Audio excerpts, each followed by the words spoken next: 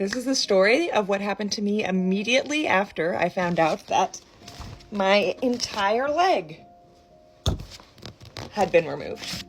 I was in the hospital and I knew that there was a chance, pretty good chance, that they would have to remove my entire leg. It was either they would remove the entire thing or remove none of it. And so obviously I was hoping for none of it. And I had come out of an 18-hour surgery.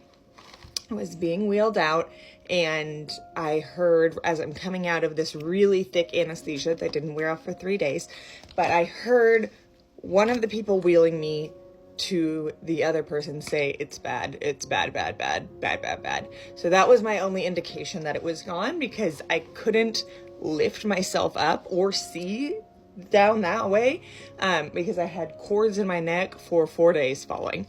So I couldn't actually see what I looked like, but I knew from what they had said.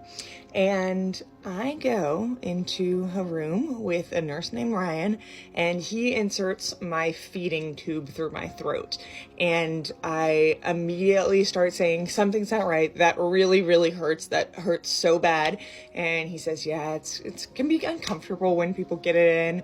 And I just keep prodding my mom, "This hurts, this hurts." And then she keeps telling him, and he keeps laughing it off. And eventually it's to the point where I cannot talk. So I'm texting my mom, getting through my haze of thick anesthesia. And I'm texting my mom, "This hurts worse than when I was run over by a car," because I have been entirely run over by a car. And she relays that to the man. Ryan does nothing. He just continues basically ignoring us at this point. A woman comes in to get a chest x-ray because it's really common for cancer to metastasize in your lungs if you have osteosarcoma. So she comes in, it's a routine thing after the kind of surgery I've had. She puts it on. Within seconds, she grabs the nurse and says, "What is going on here?" And he says, What? And they said, "The feeding tube is tangled in her throat. It never made it down to her stomach. It is stuck in knots in her throat." And then after about 40 minutes, they finally removed it.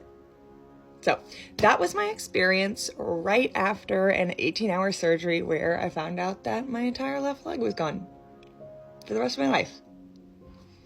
Thank you, Ryan.